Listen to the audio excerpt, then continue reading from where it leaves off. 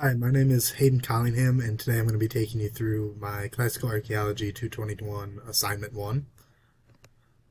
I chose to answer question 2 for this assignment, and my thesis for that is that I believe that the evidence that we were able to gather from the Neolithic to the end of the Bronze Age in Greece suggests that different regions across Greece were interacting with each other throughout the Bronze Age. So first I want to point out to some mineral evidence that I will be using in this. And this right here is a map of Greece and kind of like the minerals that you can find in Greece. What I want to point out is that gold is mainly found up here to the north or in Miletus here. It's not on Crete or in the Cyclades or even mainland Greece right there by Mycenae. And that, just there's not really one place that has all of the minerals that you will need or that you see in all these different places. So to start off, I want to go over some gold that you can find on Crete specifically, which we already know that gold does not naturally occur on Crete. So that means that there would have to be some sort of trade, or they would have had to have extorted another region to get this gold. And on the left side right here, this is the Malia pendant. It was found in Malia, Crete during the Middle Minoan 2B age. And it's just a small pendant made out of gold. You can see there's granulation there with the little dots and filigree, which is like kind of thin wires of gold attached onto the pendant. And this shows that there were a lot of skilled craftsmen creating these types of pendants out of gold on Crete at the time, meaning that they were likely used to working with the material. And then on the right here, there is a small gold diadem, and that's from Mokalos, Crete, during the early Minoan 2B period. And again, like I said with the Malia pendant, gold does not naturally occur on Crete, so there would have had to have been some interaction with other civilizations or groups in the region to obtain gold. Continuing on with the theme, I want to go over some gold that you can find in Mycenae. So up here on the right, there's a gold lion's head rhyton from Grave Circle A in Mycenae during the late Helladic 1 period. And this would have been like a drinking vessel, so you would have filled this up with wine, and you couldn't really empty it. You had to drink it all or pass it on to the next person when there was wine inside of it. And then right down here, there's a dagger depicting a hunt scene from Grave Circle A.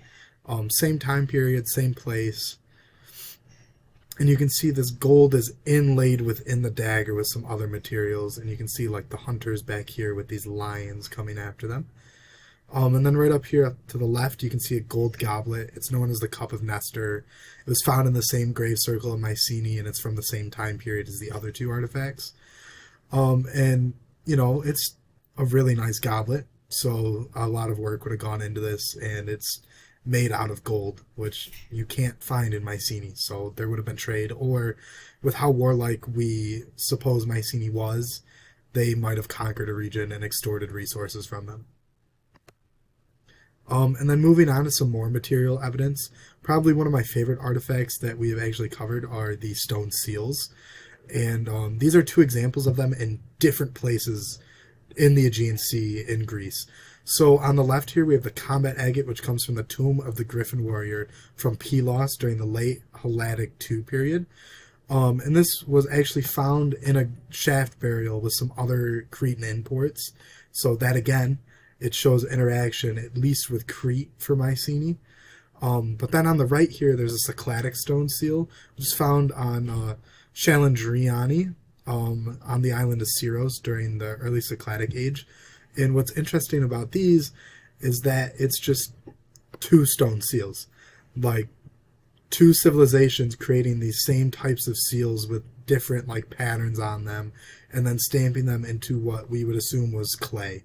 We don't necessarily know exactly what these are for, but the fact that these two civilizations within the same area had the same type, or at least idea for these stone seals, is very interesting, and it suggests that these two civilizations were interacting with each other to create these seals, in a sense.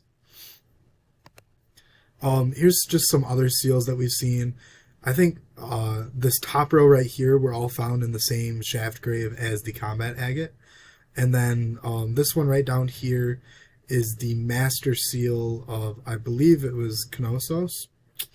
And then just, two other seals. Both of these are showing bowls. Really interesting.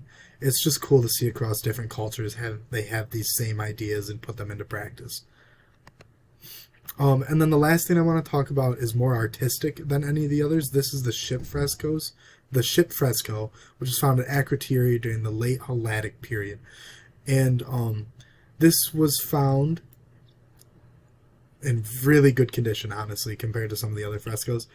And it's really cool to see because these are 3 distinct cities that are being visited by these ships that we assume come from Akrotiri based on the way that the painting is.